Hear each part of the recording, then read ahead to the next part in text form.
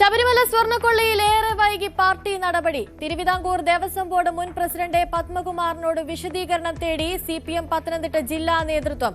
Notice അയച്ചത് തപാൽ വഴി. പാർട്ടിക്ക് അവമതിപ്പുണ്ടാക്കിയെന്ന് നോട്ടീസിൽ.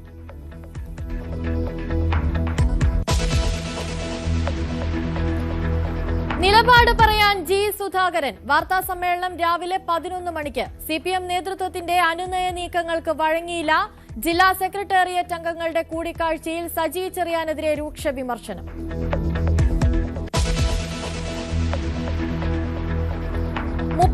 പേരുടെ ആദ്യ സ്ഥാനാർത്ഥി പട്ടികയ്ക്ക് അംഗീകാരം നൽകി കോൺഗ്രസ് കേന്ദ്ര തെരഞ്ഞെടുപ്പ് കമ്മിറ്റി.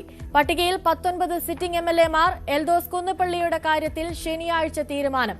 വട്ടിയൂർക്കാവിൽ കെ മുരളീധരനും കൊട്ടാരക്കരയിൽ ഐഷ പോറ്റിയും. എംപിമാർ മത്സരിക്കുന്ന കാര്യത്തിൽ അനിശ്ചിതത്വം.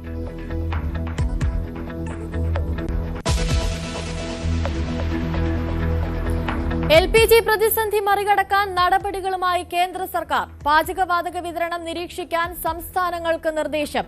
കരിഞ്ചന്ത തടയാൻ നടപടി വേണമെന്ന് ചീഫ് സെക്രട്ടറിമാരോട് ആഭ്യന്തര മന്ത്രാലയം.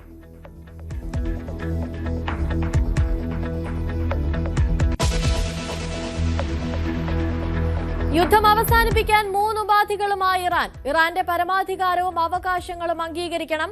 യുദ്ധത്തിലെ നാശനഷ്ടങ്ങൾക്ക് നഷ്ടപരിഹാരം വേണം. ഇറാനെതിരെ പ്രമേയം പാസാക്കിയ ഐക്യരാഷ്ട്രസഭ പിന്മാറാനില്ലെന്ന് ട്രംപ്.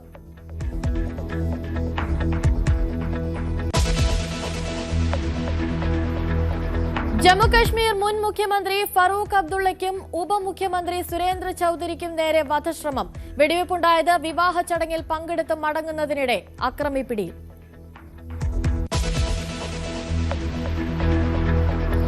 സംസ്ഥാനത്ത് വേനൽ ചൂട് കനക്കുന്നു. വടക്കൻ കേരളത്തിലും മധ്യ കേരളത്തിലും 3 ദിവസം താപനില ഉയരുമെന്ന് കാലാവസ്ഥാ കേന്ദ്രം. 38 ഡിഗ്രി സെൽഷ്യസ് വരെ ചൂട് കൂടാമെന്ന് IMD ഡയറക്ടർ ന്യൂസ് 18നോട്.